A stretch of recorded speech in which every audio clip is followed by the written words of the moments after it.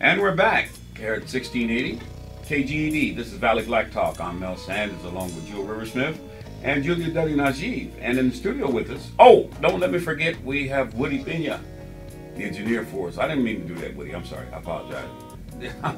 Because you helped me out. When they gang up on me, you're always there for me, man. You got my back. So I want to make sure I keep everything, like, we're you, me,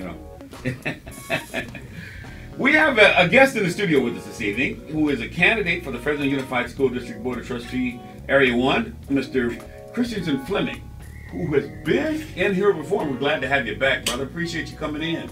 We got, 8 days left of campaigning, and then the day it will come that folks will have to declare themselves and say who they'd like to serve them.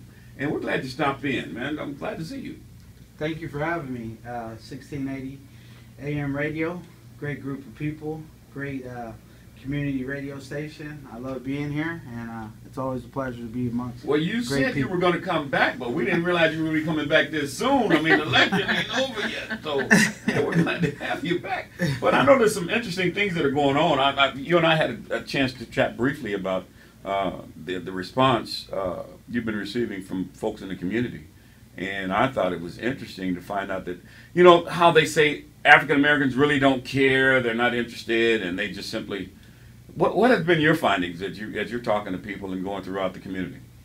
Well, really, the community does care, and the community cares a lot. And walking through the community, they're really looking for change, and they're really looking for things to be different in the community. I think Southwest Fresno community cares a lot about what goes on in the community as far as the budgeting, the kids. Mm-hmm. They really care about their children. Mm-hmm. Southwest Fresno cares about their children. That's a no-brainer. But they care about other issues too. They care about the administration, they care about the staff, and they care about some of the issues that they felt have not been addressed in these last couple of years here. So, one of the things that resonated with me, and I thought about it after you left, when we talked about local hiring in neighborhoods at local schools to make that connection so that the transition of quality education could be I think a little easier obtained. And so I started asking some folks about some of those kind of ideas. And man, it was almost like hitting a lightning rod. Folks, yeah, I think that's a great idea, because their response was, if you know someone in the district and you're neighbors to them, and when a teacher calls and says Johnny's cutting up today, it's not, oh, that teacher's just picking on my kid. No, Sally knows. Sally, my neighbor, she wouldn't do that to me. So that's what when after you said that, I started asking some folks, and yeah, that's the response I got back from that. Oh, definitely. I think the lack of community hiring to recruit notable minorities to the district and to retain them, I think that's a big issue in Southwest Fresno. There's a gentleman now, and he was the freshman basketball coach this year at Edison High School. And he also worked on as, I believe, either a substitute CA or part-time noontime assistant. Now he coaches one of the Pop Warner teams. Everyone in the community knows him. He's great with the kids, great with the parents. He won on the freshman level of Edison basketball. He's winning on the Pop Warner level.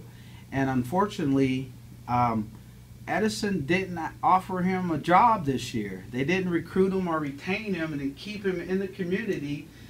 And so now he might be taking a job outside of the community, and that's a shame. And it doesn't make any sense, and it doesn't resonate very well with the community.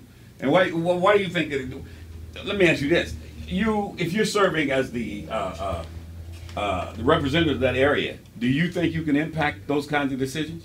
Oh yes, I know I could, because the first thing I would do would reach out to the administration of the school that he did such a successful job at, and I would get with the administration, the site principal, and vice principals and athletic director, and I would let it be known of how much of impact this coach and young man has made in the community, and why aren't we able to get him a job? And not only that, I'd be able to reach out to board members. I'd be able to reach out to Mike Hansen, but I would have the power and authority to make it known that we need young men like this in our community, not leaving our community. That's what I think good leadership is all about. Being able to connect the dots and to make sure that we retain those folks that are assistants to the community and that have what it takes for kids to achieve. And if you're on that page, brother, I think a lot of folks would be with you on that in terms of saying, yes, that's what we're looking for, because I think that is what we're looking for. That's really a change in how things have been going in the past. Most of the time it's done by, the administration saying, this is our slate, we're bringing it to the board, we need your approval, they've already been fingerprinted, they're all, and we're going to work with these folks. And they don't tell you the other part of that about, that's a buddy to a buddy who's going to be the, so, you talk about favoritism and not having affirmative action. Well, it doesn't get much more affirmative than that. Thank you. Affirmative action is just another word.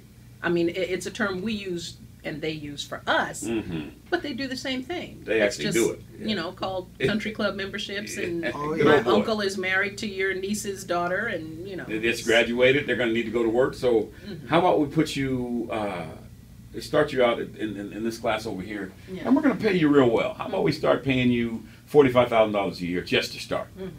Well, I think they should stop cutting from the bottom and start cutting from the top, the bureaucracy of friendship. Cut furthest from the classroom and furthest from the kids.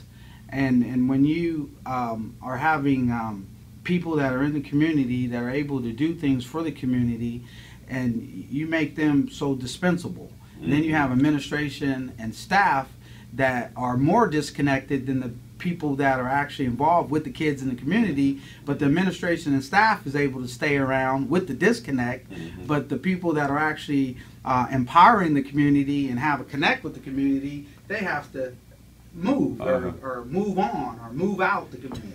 And speaking of that, you said this weekend, I think it was Friday or so we talked, and you talked about, it was before Friday, it was about a fireworks show that Clovis was having for their Pop Warner team or something like that, and Edison had scheduled something. How did that ever get worked out? Do you know? Well, it didn't happen. Oh, really? No, it didn't happen. I called Cal Johnson directly. He was out of town, but he took my phone call.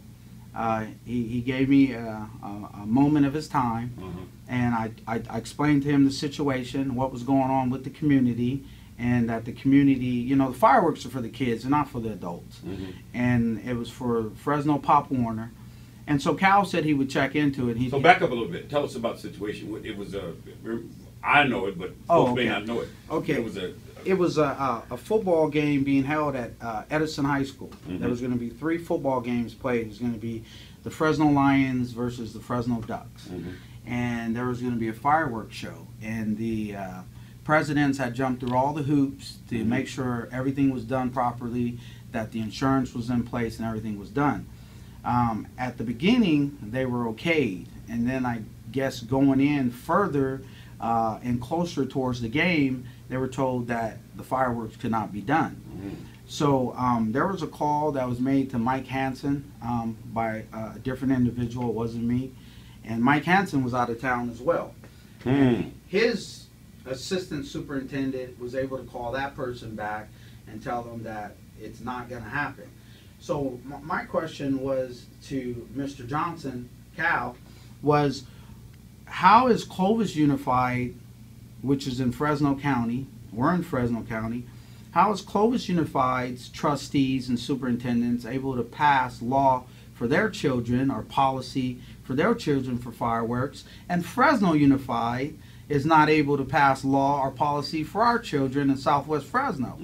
Mike Hansen attends every Fresno Edison football game. He's on the sidelines, he's snapping shots, he's taking pictures, supporting the kids.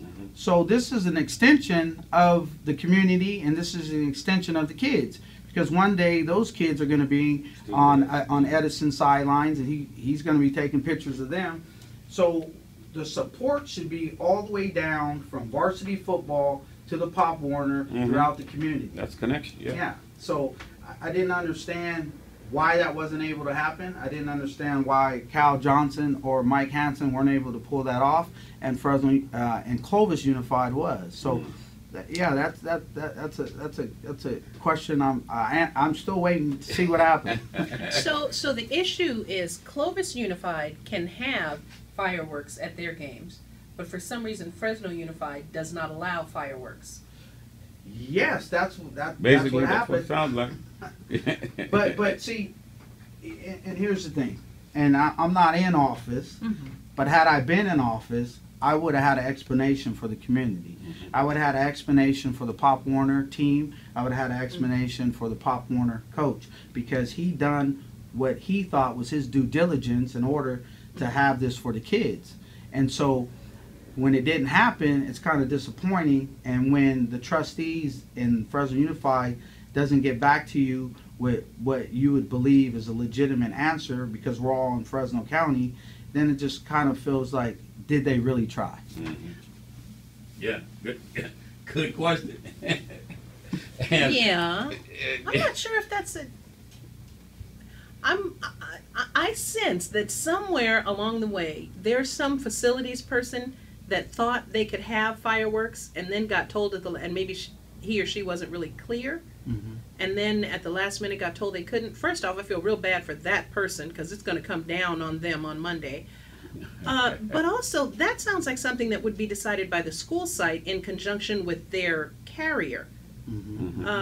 Somebody needs to get in touch with that school site and find out, did your carrier say you can? Because, I mean, if we're talking a $2 million aggregate on their insurance, I don't think there's any fireworks that are going to do $2 million worth of damage. Exactly.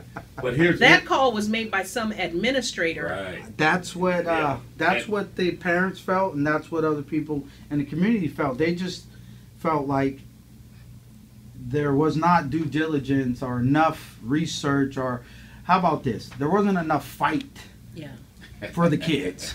Bottom line, that's what it is. Mr. Flemming, we're certainly glad you came in. Anything else you want to share with us before we get back to some good gospel music? Because Woody's looking at me here, and I know he's ready to hit the button. But we're glad you came in. Anything you want to share with us before? Just really quick, on November 4th, I'll be having an election party. It's going to be a grassroots community type election party. Potluck, finger foods. People can come and hang out, chit chat. It's going to be on the corner of F and Tulare Street in the District 3 building. Big Ran has donated his building for that evening. So I would like for all you guys to come. You're all invited, all supporters. Anybody that want to talk or chit chat or whatever. Eat some wings. Yeah. You got my attention. Coach T said he was going to make some wings. So let's see what Coach T's wings taste. Great. Well, we appreciate you coming in, brother. And we look forward. Good luck to you. We look forward to seeing you on the 4th. Thank you very much. Thank you, 1680. I appreciate you. All right. This is Valley Black Talk, and I guess we're going to go into a little music now. What are you ready?